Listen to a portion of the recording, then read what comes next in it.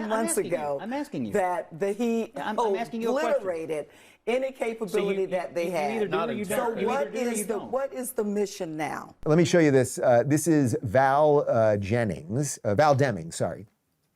And she ran for Senate against Marco Rubio right here in Florida for Senate in 2022. And thankfully, she lost by an awful lot. She is asked here by Scott Jennings over on CNN if Iran is a bad guy. All right, folks, buckle up. We've got a classic political meltdown on our hands today, and it's a doozy. You know, sometimes you just want a straight answer from a politician, right? Like, is the sky blue, or do you believe Iran is a state sponsor of terror? Simple stuff you'd think. But apparently for some, even those questions are too complex. We're diving into a clip featuring Val Demings, who, bless her heart, tried to unseat Marco Rubio in Florida in 2022. She sat down with Scott Jennings on CNN, and what unfolded next is a masterclass in deflection, evasion, and frankly, a startling lack of clarity on critical national security issues. Get ready to have your jaw drop because this one is truly something else. And I do want to make a note before we play this clip. As you know, I've been trying to limit the cursing, the F-bombs and things, and it's very mixed. I see in the comments it's very mixed. Some people really like it when I drop it. Other people are really appreciative of it. Sometimes you have a kid in a room or anything. I'm just trying, right? The Democrats are cursing all the time. The American people nor the troops on the ground have a clue what the president's mission is, what the way out is. 13 people, U.S. soldiers, have already died. We need a clear mission. Okay, respectfully, may I ask you a question?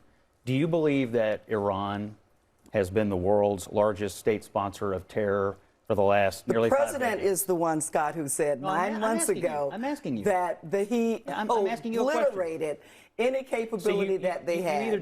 So what is the mission now? I would like to engage in a debate.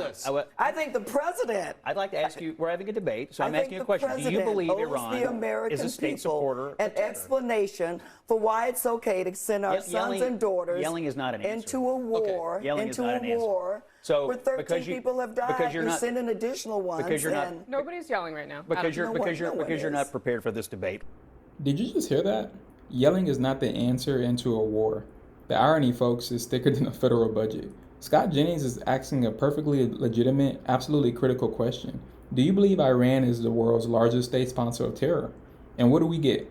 A word salad about the president's mission, and then she accuses him of yelling. This isn't a college debate club where you can just filibuster your way out of accountability. This is about national security, about the safety of our troops, and about understanding who our real enemies are. It's like asking a firefighter if fire is hot, and they respond with a lecture on the history of sprinkler systems, and then accuse you of being too loud. You just want a yes or a no to a fundamental fact. Why can't you just say that? Is it because acknowledging the truth about Iran will somehow complicate the current administration's foreign policy narratives? Or is it just simply that some politicians are so steeped in talking points, they've forgotten how to engage with the actual reality of things? It's baffling, and frankly, it's dangerous when our leaders can't even name the enemy.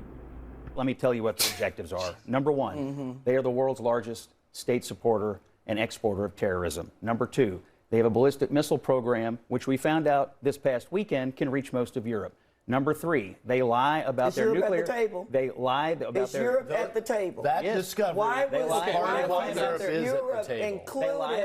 They lie about their. Why weren't our allies included? I see now why you don't know the objectives, because you don't stop talking long enough to listen. Number three, they have a navy. They have a navy that harasses ships. In the beginning, in the discussion, in the strategic plan, number four, in the they enrich operational uranium plan. to 60%. Why weren't they included? Nobody else does that. All right, first off, there are no troops on the ground. We have bases in the area, but we haven't sent any troops into the ground of Iran. We absolutely have not. I would also say it's an absolute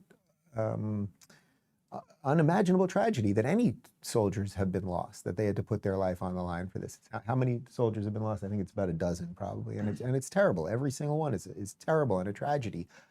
Boom! Scott Jennings take a bow. He said, you don't stop talking long enough to listen. That, my friends, is a mic drop moment. It perfectly encapsulates the frustrating experience of trying to get a straight answer from certain politicians. It's not about being prepared for a debate. It's about being prepared with facts and conviction on issues that actually matter.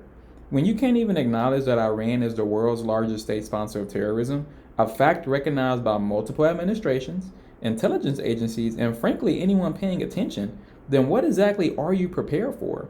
It shows a stunning lack of basic foreign policy understanding, or worse, a deliberate refusal to speak truth to power. This isn't just a gaffe, it's a glaring red flag. If you can't identify the threat, how can you possibly craft a strategy to counter it? It's like a doctor refusing to acknowledge a patient's fever because they're too busy debating the color of the thermometer. The problem isn't the question, it's the inability or unwillingness to face the obvious answer. Obviously, but Donald Trump is fighting this war so that there will be less terrorism exported throughout the Middle East and Latin America and North America and Europe and all over the world. Their proxies, Iran using their oil money, which now apparently we're going to have some access to, they have been funding terror throughout the world. So sometimes, and this is why I always say that libertarian argument of America only, and we only care about our own borders, and we're anti-war, as if that's a real position. Everyone would love to be anti-war. I've often explained this. Using the Shire in Lord of the Rings, they were very happy there with their little houses in the dirt and their hairy feet, and the guy who was coming in and smoking weed and whatever he was smoking, and it turned into a dragon. Remember, that was kind of cool when the smoke turned into a dragon. But it wasn't going to last. You were going to have to build a wall around that thing. And then if I can combine this with Game of Thrones, when the White Walkers were going to try to come into the Shire, I'm combining stories here, but you got to take them out before they get there. That's how it works. And there you have it, folks. A stark contrast between clear-eyed leadership and muddled evasion. It's a reminder that who we really elect actually matters, not just for domestic policy, but for our national security and our standing in a complex world. What do you think about Val Demings' performance? Let us know in the comments below. Don't forget to like this video, subscribe to the channel for more straight talk, and share it with anyone who needs a dose of reality. Until next time, stay vigilant, stay informed, and keep fighting for common sense.